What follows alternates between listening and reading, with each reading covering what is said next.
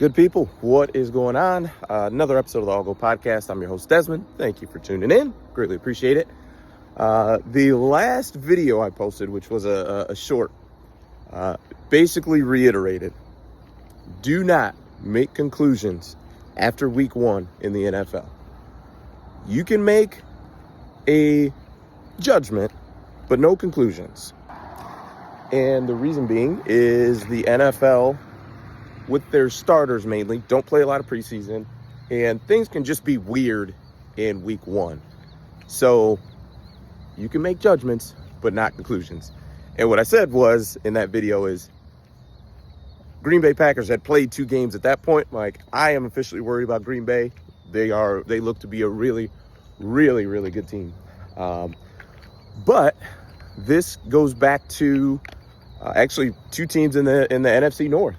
One being the Minnesota Vikings, where, they had the big win, the comeback win against the Bears in week 1. And, JJ was talked about all over any type of media show that you saw was, oh my goodness, the heroics in the fourth quarter. I think he was like 6 of 8, accounted for 3 touchdowns. It was a big deal. And it was mentioned, but not often, of the first 3 quarters, he didn't play all that well. And that was kind of a brush to the side, more so the focus on the big performance, because the fourth quarter is weighted heavier, right? As far as your performance, how well you do, it's a big deal to perform well in the fourth quarter when you need it. It's a big deal in the first quarter as well, but when you're down, right, fourth quarter, that's kind of the crunch time where you really kind of make your money, so to speak. And this game that they had last night, JJ did not look great. He was kind of skipping passes, missing guys wide open.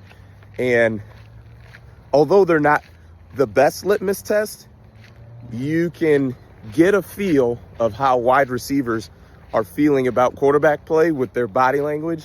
They cannot hide it. They cannot hide it.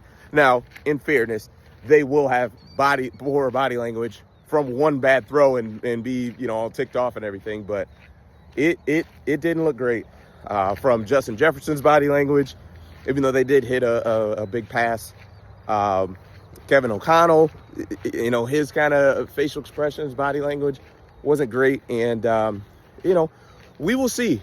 I think with JJ, to me, he's a rookie. He with him being a rookie, right, we're not going to judge a rookie quarterback. Like, no one's looking at Cam Ward and saying, oh, man, he's a bust, he's terrible, right, because he's only played 2 games. Same with JJ. I get it. Last year, he had, 1 preseason game or 2, and then was out. So I'm treating him like a rookie. So it just needs to work itself out. He's got a lot of work to do. He's been, like I said, in college, he didn't have the volume of passes that a lot of the other high-level quarterbacks do. Threw the ball about 22, 23 times per game. And it just is what it is. There's nothing wrong with that. But when you transition into more of a passing game that, the Minnesota Vikings have and what Kevin O'Connell wants to run, like, you've got to adjust. You've got to be better with your footwork. You got to be better with your eyes. There's a lot that goes into playing quarterback. It's really freaking hard. But of the 8 quarters of football that he's put on film, 7 quarters have been pretty bad. So we'll see what happens. But they end up losing 22-6 to Atlanta. And yeah, we'll see what happens there with Minnesota. But so far, he's got some work to do, which I think most people thought that anyway. The Detroit Lions had a monster win. Things started off, I think it was Detroit scored a touchdown. Chicago answered back.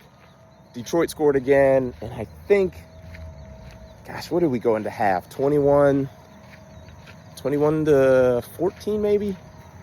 It's 28 I'm not mistaken, because Tesla had another one-handed catch. This guy has 2 career catches in the NFL. Both of them are one-handed. It's crazy. But I also do think the refs messed that up. If I'm being honest, and I know it goes against the Lions, it helped us, them getting the call wrong. But to me, it looked like Tesla caught the ball, and I believe it's Tariq Stevenson was basically touching him the entire time, like he was, right on him. And it looked like to me, Tesla, his butt hit inbounds, and then he, as the rest of his body landed, it landed out of bounds. And maybe that's why he was, why they ended up stopping the clock. But to me, when your butt is down and you're inbounds and a defender touches you, you're down. And the official who was on the sideline stopped the clock. And I think because that official did that, it gave Detroit 6 seconds. It was basically like an error that was called, but it was like, hey, we kind of got to stick with it. And Lions ended up getting another touchdown there to St. Brown. And from there, the route was on. And it was just good to see the Lions get back to what they were doing last year. In the offseason, I had mentioned how I just have faith in our personnel as far as the guys that we have on our team. We've got a lot of talent. And, I understood losing Ben Johnson and Aaron Glenn. But at the end of the day, when you have a talented roster, I think you should be a really good team as long as you just have competent coaching. And we, in this game, definitely seemed like we did. First game, I was a little concerned when we're running, inside zone and we're not blocking the one technique. But no, the roster, the guys that make a whole lot of money made a whole bunch of plays. Jameson Williams, Amon-Ra St. Brown, Jared Goff, and it was good to see that. Jameson Williams, it was good to see those guys making plays and the Lions getting back to, explosive plays, running the football, just getting guys in space. That was really good to see. Defense had a couple. Kirby Joseph had an interception. I can't remember if we had a strip. Well, we had a turnover on downs. We stopped them on fourth and 1. And I can't remember if we had I believe we did have a fumble recovery as well. I can't remember off the top of my head, but it was a really good performance. Hutch got his first sack of the year. That was good to see. He was applying pressure pretty consistently throughout the game, which was good to see. Caleb was uncomfortable the whole game, and boy, he looked pretty bad. If you're a Bears fan, I'm not quite sure how you're feeling, but I just know that does not, as it stands today, look like a high-level quarterback, and it doesn't look like, the boy genius that is Ben Johnson has a lot of confidence in that quarterback either. I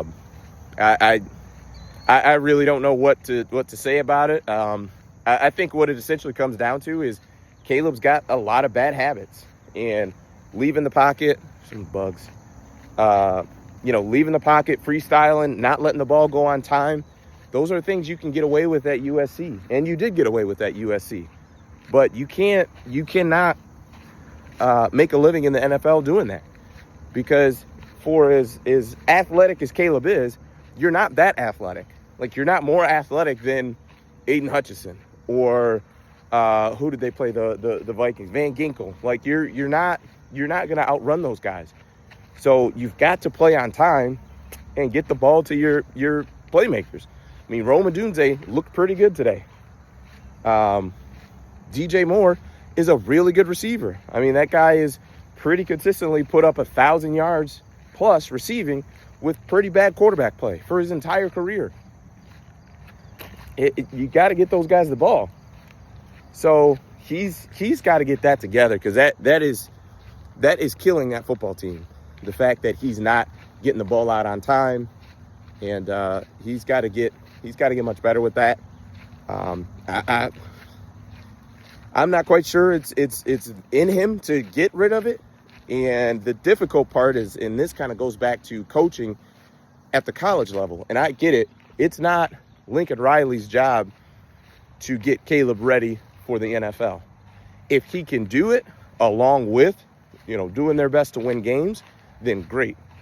But that's not his sole focus. And in that, what ends up happening is you let some bad habits go because it works. And now, at the next level, Caleb's doing the same thing that made him successful in high school and college. And now he's trying to break those bad habits. But he's had them for so long, it's difficult to do. It's been, I don't know, probably 8 years. You got, 4 years in high school and played 3 years in college. I mean, Caleb's probably been running around like that since he was in 6th grade. So now to go and change that, it seems a bit difficult for him. So, it's interesting. If you're a Bears fan, you got to be a little concerned. You're 0-2, both division games, and the quarterback doesn't look like he's got it all together. So we'll see what happens. We got, I think Tampa plays tonight. I got to take a look and see what those games are. But we got 2 Monday night games tonight. So we will see what happens. But that is it for me. Appreciate it. Peace.